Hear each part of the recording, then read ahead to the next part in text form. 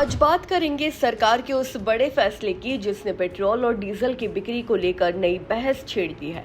अगर आप डीजल वाहन चलाते हैं, ट्रांसपोर्ट बिजनेस से जुड़े हैं या बड़े स्तर पर ईंधन की खरीद करते हैं तो ये खबर आपके लिए बेहद महत्वपूर्ण है। सरकार ने देश में मोटर स्पिरिट यानी पेट्रोल और हाई स्पीड डीजल यानी HSD की बिक्री और वितरण को लेकर नई अधिसूचना जारी की है।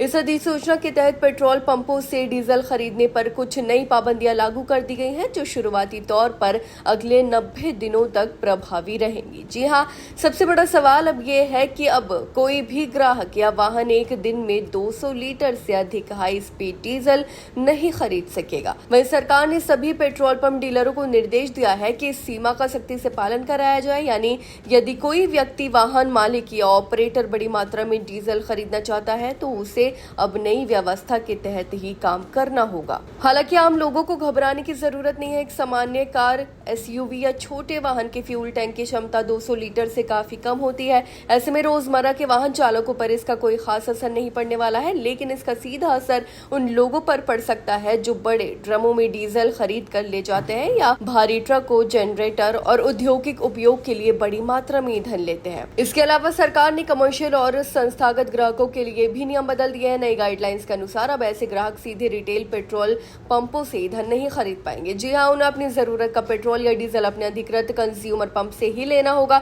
सरकार का मानना है कि इससे ईंधन वितरण व्यवस्था अधिक पारदर्शी और नियंत्रित बनेगी। वहीं एक और अहम बात यह है कि पेट्रोल पंप से खरीदे गए हाई स्पीड डीजल को दोबारा बेचने या रीसेल करने पर भी पूरी तरह रोक लगा दी गई है। जी हाँ, यानी जो डीजल खरीदा जाए उसका उपयोग केवल निर्धारित उद्देश्य के लिए ही किया जा सकेगा। अब सवाल ये उठता है कि आखिर हाई स्पीड डीजल होता क्या है। दरअसल बाजार में जिस सामान्य डीजल का इस्तेमाल कारों, बसों, ट्रकों और अन्य वाहनों में किया जाता है उसे तकनीकी भाषा में हाई स्पीड डीजल कहा जाता है।